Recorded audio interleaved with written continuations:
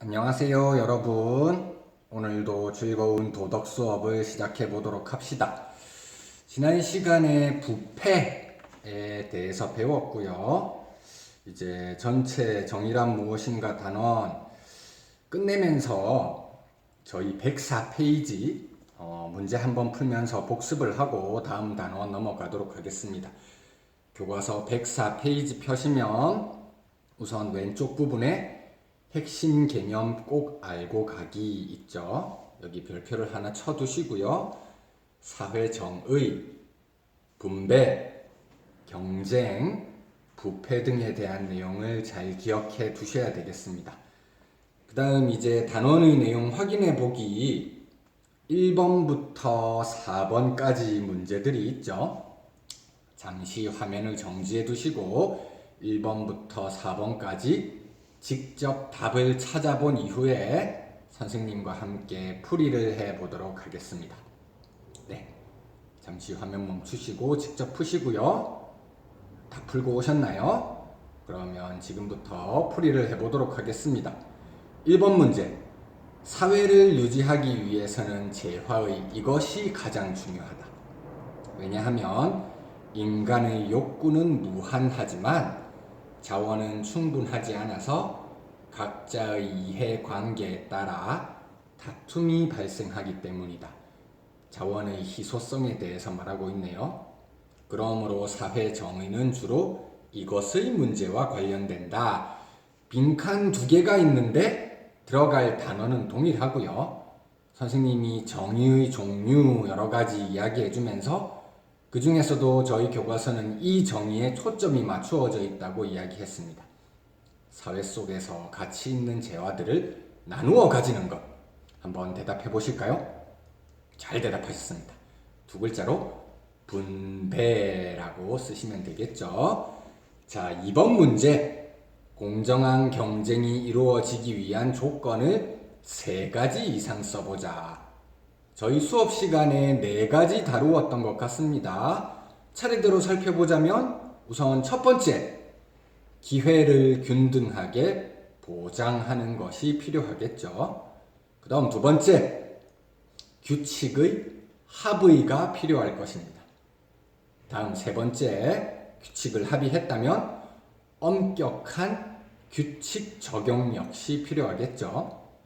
마지막 4번째, 경쟁 이후에 승자와 패자가 갈리기 마련인데 패자에 대한 배려가 필요할 것이다. 이 내용 4가지를 기억해 두셔야겠네요. 3번, 다음 내용이 옳으면 동그라미, 틀리면 X로 표시해보자. 3-1번입니다. 경쟁이 공정하게 이루어지지 않는다면 사회적 갈등과 불안이 커지게 된다. 이건 동그라미가 되겠죠. 그래서 공정한 경쟁의 필요성에 대해서 말할 수 있는 겁니다. 2번, 경쟁에 참여할 기회는 모든 사람에게 단 한 번만 주어져야 한다. 과연 그럴까요? 그렇진 않습니다. X가 되겠죠. 대학교 입시 떠올려 보셔도 될 것 같아요. 고등학교 3학년 끝나고 바로 대학교 가는 사람도 있지만 원하던 대학에 가지 못하면 재수, 삼수 이런 거 하기도 하잖아요. 한 번만 하는 게 아니라 경쟁은 여러 번 기회가 주어질 수 있는 겁니다. 3번, 공정한 경쟁의 승자는 패자에게 배려와 관용의 자세를 지니는 것이 바람직하다. 앞서 2번 문제에서 패자에 대한 배려 필요하다고 했었죠? 동그라미라는 걸 알 수 있겠습니다. 4번 문제, 다음을 관련 깊은 것끼리 바르게 짝지어보자. 선생님이 거꾸로 한번 물어볼게요. 기억, 개인적 친분이나 신임, 기타 온정 관계를 중요하게 여기는 태도나 풍토, 정을 중요시 여기는 문화라고 했죠. 그래서 답은 정실주의가 될 겁니다. 니은, 책임이 따르는 지위에 있는 사람이 원칙에 어긋나게 자신의 힘을 사용하는 경우, 우리 바로 지난 시간에 배웠던 거죠. 2글자, 어떤 단어가 되겠습니까? 그렇습니다. 부패가 되겠죠. 이렇게 지난 단원 내용을 마무리하고 저희 교과서 보면 이제 106페이지부터 해서 북한 그리고 통일 관련한 단원이 나오고 있는데요. 이 부분은 저희 뒷반 도덕 수업 들어가는 선생님이랑 의논을 해서 수업에서 직접적으로 다루지는 않는 것으로 이렇게 결정을 했습니다.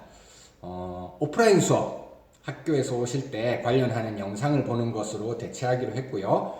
따라서 기말고사 범위에도 들어가진 않습니다. 참고해 주시고요. 이제 우리가 직접 다루게 될 내용은 교과서를 쭉쭉 많이 넘어가셔야 됩니다. 143쪽입니다. 143쪽. 새로운 로마자 3단원이 나오고 있죠. 단원 이름을 한번 써보겠습니다. 로마자 3단원. 자연, 초월과의 관계.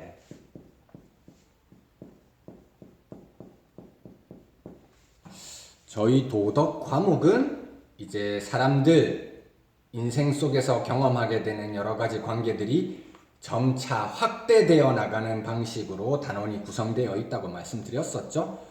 1학기 때 타인과의 관계에 대해서 배우셨고, 저희 2학기 초반부에는 사회 공동체와의 관계에 대해서 배웠습니다.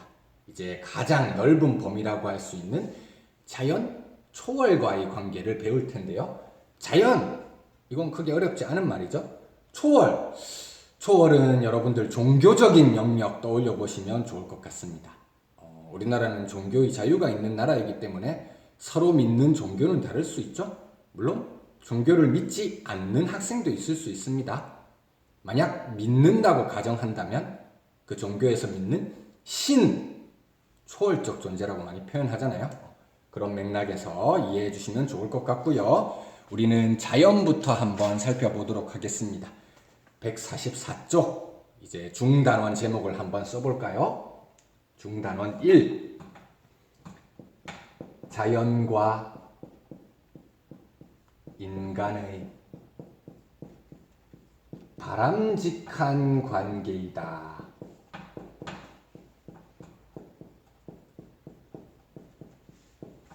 자연과 인간의 바람직한 관계, 이렇게 써보도록 하겠습니다. 여러분들 TV 보시다 보면 광고에서 북극곰이 빙하가 녹아가지고 이제 죽어가고 있습니다, 이런 이야기들 많이 나오잖아요. 그래서 북극곰 잘 살아갈 수 있게 도와주세요. 환경을 보호하는 비정부 국제단체인 그린피스 이런 거 보신 적 있을 거예요. 인간은 환경에서 벗어나서 살 수 있는 그런 존재가 아니기 때문에 자연에 대한 보호, 이걸 필수적으로 해야지 인간들 미래에도 계속 생존해 나갈 수 있다는 거 여러분들 알 수 있을 텐데요. 이번 단원에서는 그런 내용들에 대해서 종합적으로 살펴보려고 합니다. 하지만 환경이 지금 오염되고 있다는 건 부인할 수 없는 사실이잖아요. 왜 이렇게 환경 오염, 자연에 대한 오염이 일어났을까? 원인을 진단해보고 환경 보호하기 위한 바람직한 방향을 찾아보는 것이 우리에게 필요되는 그런 자세라고 할 수 있겠죠. 그래서 우리가 배우게 되는 이번 소단원 제목 01. 인간은 자연의 주인일까? 질문의 형태로 단원명이 구성되어 있죠. 인간은 자연의 주인일까요? 이렇게 물어보면 여러분들 다양한 대답을 할 수 있을 것 같습니다. 혹시 네! 이렇게 대답하는 학생들이 있으신가요? 무조건 네 라고 대답하면 문제가 생길 수 있습니다. 인간이 자연의 주인이라고 생각하는 이런 사고방식이 심화되면 자연 환경 오염의 원인, 그것으로 작용할 수 있거든요. 그렇게 생각하는 사고방식에 대해서 오늘 먼저 배우게 될 거예요. 이런 입장을 우리는 인간 중심주의 자연관이라고 표현합니다. 인간이 자연의 주인일까요? 라고 질문을 던졌을 때 그 질문에 대해서 네 라고 대답하는 사고방식이 인간 중심주의에 해당한다고 볼 수 있을 것 같습니다. 교과서를 보면서 그 문제점에 대해서 한번 생각해 보도록 하겠습니다. 145쪽이네요. 함께 읽어볼게요. 자, 인간은 자연의 주인이야 라고 되어 있고 학생 두 명이서 대화하는 부분이 있는데요. 대화하는 부분부터 읽어보겠습니다. 첫 번째, 남학생, 오늘 미세먼지가 심해서 체육 시간에 축구를 못했더니 속상해. 요즘은 일기예보 이런 거 할 때 비 온다, 구름이 낀다 이 정도만 일기예보 하는 게 아니라 미세먼지 농도는 몇 %입니다. 이런 것까지 나오죠. 그래서 조심해야 한다는 이야기를 하는데요. 여학생도 말하고 있네요. 나도 옷이 더러워져서 속상해. 미세먼지는 도대체 왜 생기는 것일까?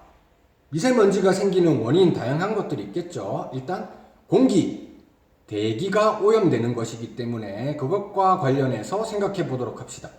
여러분들 생각해보고 자유롭게 한번 대답을 해보실까요? 그렇습니다. 자동차 타고 다닐 때 그 배기가스 때문에 오염이 됩니다. 이렇게 대답하는 친구가 있는데요. 굉장히 잘 대답해 주신 거죠. 자동차 말고도 대기 오염 발생시키고 미세먼지의 원인이 될 수 있는 가장 대표적인 형태가 있죠. 그렇습니다. 공장 굴뚝에서 나오는 매연들, 이런 것들이 미세먼지와 같은 대기 오염의 원인이 될 수 있겠습니다. 자, 이런 원인으로 작용한 인간 중심주의적 자연관이란 어떤 것인지 교과서를 한번 읽어보도록 할게요. 근대 이후 인간은 스스로를 자연을 지배하고 정복하는 주체로 바라보았고 자연을 자신의 욕구를 충족해주는 도구로 여겼다. 인류의 역사를 이제 구분해보자면 고대라고 하는 시기가 있고 그 다음 중세라고 하는 시기가 있고요. 그 이후 근대, 그리고 지금 사람들이 살고 있는 현대로 구분해 볼 수 있겠죠. 중세에서 근대로 넘어오면서 인간 역사에서 가장 획기적인 사건 가운데 하나가 과학이 엄청나게 발달했다는 것입니다. 그래서 자연에서는 없었던 새로운 물질들, 이런 것들을 개발할 수 있었고요. 그렇게 하다 보니까 인간은 마치 자신이 신과 같이 자연에 있는 여러 가지들을 이용하고 그것을 개발할 수 있는 권한이 있다고 생각할 수 있는 사고방식들이 이제 스물스물 등장하게 되는 것이죠. 그래서 인간 중심주의적 자연관, 본격적으로 등장한 건 근대 이후라고 보고 있습니다. 하지만 근대 이전에도 인간 중심주의에 해당할 수 있는 주장들은 곳곳에서 있거든요. 오늘 수업 시간을 통해서 한번 살펴볼 거예요. 자, 교과서를 이어서 읽어보겠습니다. 이처럼 자연을 인간의 욕구나 이익 또는 필요를 위한 수단으로 보는 관점을 인간 중심주의적 자연관이라고 한다. 인간 중심주의의 의미가 잘 나타나 있죠. 의미를 한번 써보도록 하겠습니다. 바로 1번 의미, 인간 중심주의의 의미를 한번 써볼까요? 자연을 인간의 욕구나 이익 또는 자연을 인간의 욕구나 이익 또는 필요를 위한 수단으로 보는 관점.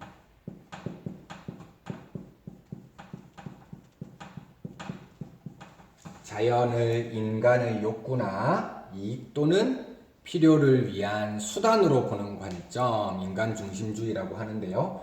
여기서 수단이라는 표현이 중요합니다. 수단의 반대말이 뭔지 혹시 아시나요? 수단의 반대말, 우리는 보통 목적이라고 표현합니다.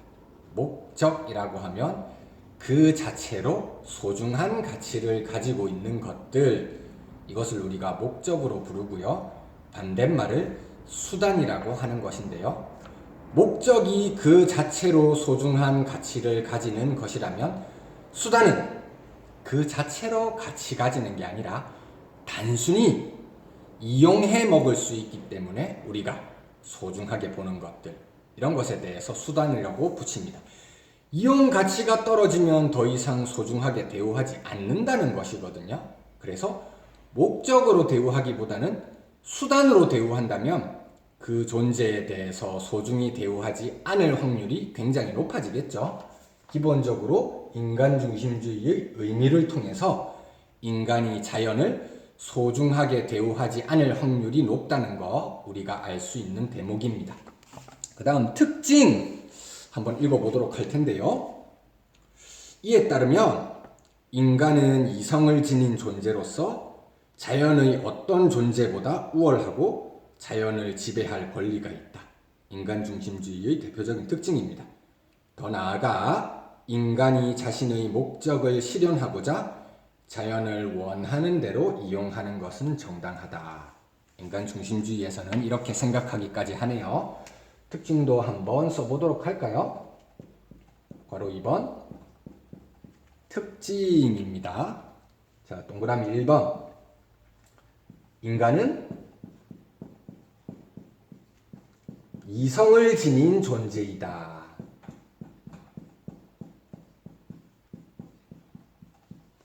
인간은 이성을 지닌 존재이다. 이성, 무엇을 의미하는 단어인지 아시나요? 네, 사람이 가지고 있는 생각할 줄 아는 능력, 이러한 사유 능력을 의미하는 단어이거든요. 자, 사실 인간 말고 다른 존재들은 인간처럼 굉장히 고차적인 생각할 수 있는 능력이 결여되어 있다. 이런 이성 능력이 없는 것은 사실입니다. 자, 인간 중심주의에서는 인간만 이성을 가지고 있고 자연의 다른 존재는 이성을 가지고 있지 않기 때문에 이성을 지닌 인간이 자연의 다른 존재보다 우월하다고 보고 있습니다. 여기서 자연스럽게 나오는 인간 중심주의적 사고관 특징이 인간이 자연의 어떤 존재보다 우월하다.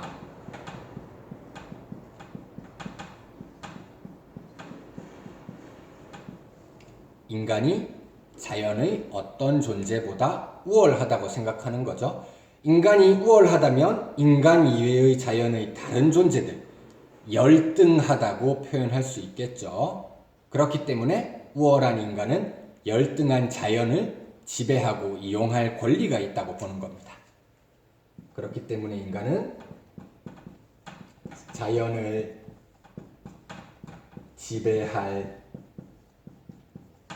권리를 가진다. 인간이 이성을 가진다는 점에서 인간 중심주의가 이렇게까지 생각한다는 거 알아두셔야 되겠고요. 자, 이렇게 생각할 때 자연스럽게 인간 중심주의는 이런 주장까지 할 수 있겠죠. 동그라미 2번 인간이 자신의 목적을 위해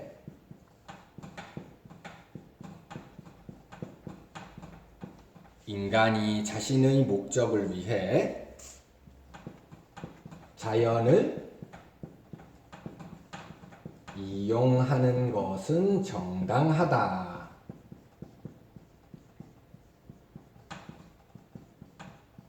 자, 글자 잘 보이시나요? 인간이 자신의 목적을 위해 자연을 이용하는 것은 정당하다. 지금 칠판 가장 아랫부분에 그렇게 썼습니다. 자, 이까지가 인간 중심주의의 특징인데 책에 나오지는 않지만 인간 중심주의 주장하는 대표자들의 입장 한번 살펴보면 그것에 대한 이해가 조금 더 쉬워질 것 같습니다. 그래서 선생님이 대표자들의 주장에 대해서 한번 소개를 해보려고 하거든요. 그래서 인간 중심주의 이 아래 부분을 지우고 괄호 3번 해서 대표자로 쓸 테니까 여러분들은 노트 필기에 그대로 이어서 아래 부분에 쓰시면 되겠습니다. 자, 지금 여기까지 잘 쓰셨죠? 못 쓴 친구들은 화면 멈추고 필기하시고요. 자, 지우고 그 다음 괄호 3번을 써보겠습니다.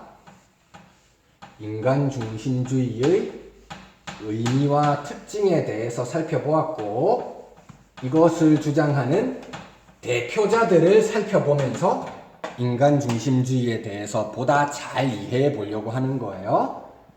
자, 이제 3번 대표자.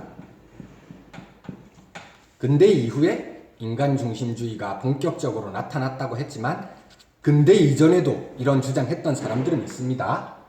대표자, 고대 그리스 아테네의 아리스토텔레스라고 하는 인물이 있습니다. 아리스토텔레스, 이 사람의 주장에 따르면 식물은 동물을 위해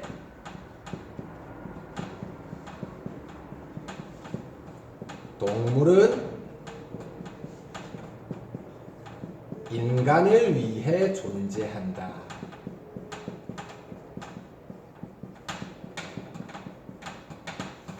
식물은 동물을 위해, 동물은 인간을 위해 존재한다.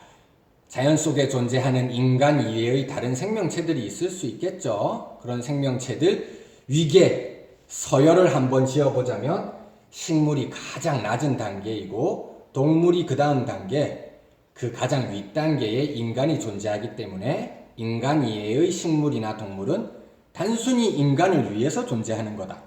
인간 중심주의적인 주장을 하는 고대의 아리스토텔레스라고 하는 인물이 있고요. 그 다음 두 번째, 아퀴나스라고 하는 인물이 있습니다. 이 인물은 이제 고대를 넘어가서 중세라고 하는 시기입니다. 중세, 특히 서양의 중세 시기를 보면 종교의 힘이 굉장히 막강했습니다. 서양의 종교하면 그리스도교 많이 떠오르시죠? 그리스도교에서 보면 창조론이라는 게 있습니다. 신이 인간을 포함한 자연을 창조했다고 보는 것인데요. 아퀴나스는 그 창조론에서 이렇게 주장합니다. 신의 섭리에 따라 동물은 인간이 사용할 운명으로 만들어졌다. 자, 그리스도교의 창조론에 보면 인간 또한 신의 피조물, 창조받은 존재이긴 하지만 신의 형상을 본따서 만들었다고 이렇게 표현하거든요. 그래서 신과 자연 사이의 중간자적 존재로서 자연 안에 있는 다른 존재들을 인간이 마음대로 사용할 수 있다. 이것은 신의 섭리이다. 그렇게 주장하는 입장이 있거든요. 거기서도 인간 중심주의의 주장이 일부 드러난다고 말할 수 있겠죠. 그 다음 세 번째, 이제 근대로 본격적으로 들어와서요. 베이컨이라고 하는 인물이 있습니다. 베이컨, 제가 좋아하는 음식의 이름과 똑같네요. 베이컨, 사람 이름입니다. 오해하시면 안 돼요. 이 사람은 과격한 표현을 씁니다. 방황하고 있는 자연을 사냥하자. 베이컨 남긴 유명한 명언이 있죠. 혹시 아는 학생들 있으신가요? 그렇습니다. 아는 것이 힘이다. 이런 유명한 말을 남겼는데요. 잘 알기 위해선 자연 속에 있는 걸 잘 들여다봐야 될 것입니다. 잘 들여다봤더니 자연이 특정한 목적 이런 거 가지고 있는 게 아니라 단순히 방황하고 있다는 거예요. 그래서 그것을 사냥해서 인간의 이익에 맞도록 봉사하게 해야 한다. 근대의 정복지향적 자연관, 인간 중심주의의 대표적인 모습이 나오고 있죠. 자연을 사냥하자. 어떻게 보면 끔찍할 수도 있는 표현이죠. 그 다음 네 번째,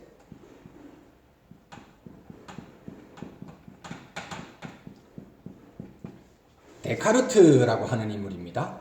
데카르트의 유명한 명언, 나는 생각한다, 그러므로 존재한다. 이야기한 적이 있죠. 인간은 생각할 줄 아는 이성을 가지고 있습니다. 하지만 인간 이외의 다른 존재들은 이성을 가지고 있지 않죠. 그래서 데카르트는 동물과 같은 존재들을 단순한 기계와 같다고 봅니다. 이성이 없는 동물은 기계에 불과하다. 동물 기계론 이렇게 부르기도 하죠. 그래서 데카르트는 심지어 동물 여러 가지 톱니바퀴 같은 걸로 만들어져 있는 기계에 불과하기 때문에 고통도 느끼지 않는다. 함부로 해도 큰 문제가 되지 않는다. 이런 식으로 생각할 수 있게 된다는 것이죠. 서양 인간 중심주의 대표자들 주장 보면 인간 중심주의가 자연, 환경 오염 문제라든지 동물 학대 이런 것들이 큰 원인이 되었다는 거 우리가 알 수 있겠죠. 이 정도까지 살펴보시고요. 이제 다음 시간에는 인간 중심주의의 문제점이 무엇인지, 그리고 이제 환경 문제 해결하기 위해서 우리가 어떤 방식의 자연관을 가져야 되는지에 대해서도 한번 종합적으로 살펴보도록 하겠습니다.